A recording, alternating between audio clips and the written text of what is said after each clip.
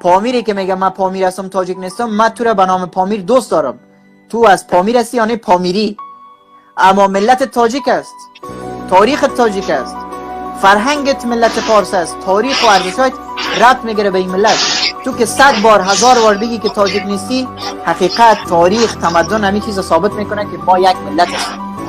درست است که زبان پامیری هم داریم و این افتخار ملت تاجیک است. ما نمیگیم که زبان پامیری نباشه، باشه، ما زبان پامیری رو دوست داریم.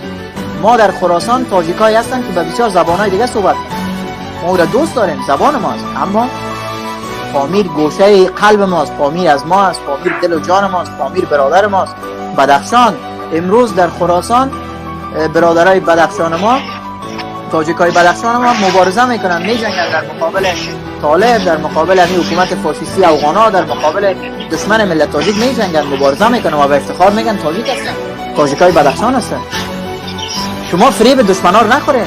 شما ببینین به نام پامیر خود یک گوشه کردین، یک دست شدین، پنج انگشت هم نیستن، کوچک ساختین خدا، کوچک. وقتی شما میگین ملت تاجیک، بعد از اون میبینین که قدرتتان در ملتتان است، حرکتتان در ملتتان است. هر باری که شما تاجیک میگین، ملت تاجیک میگین. همیشه یک برادر ماست در اینستاگرام به نام رضوان MMA،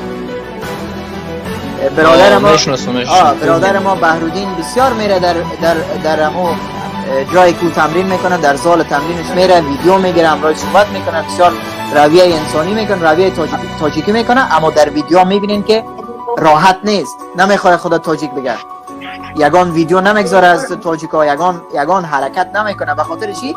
فکرش، مغزش شستشو شده، فکر مغزش پاک ساختن. تو تاجیک نیستی، تو پامیری هستی.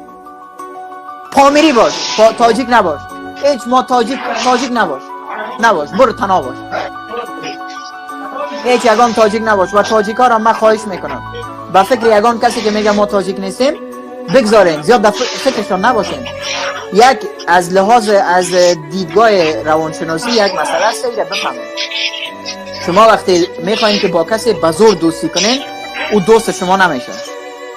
این روانشناسی است.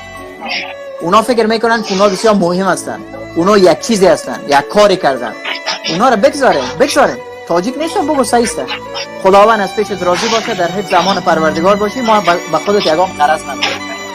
اما تاریخی را ثابت کرده که پامیر، بدخشان، تخار، تمام این سرزمین ملت تاجیک است. تمام سرزمین. تو تاجیک باشی نباشی تاجیک هستی. تمام.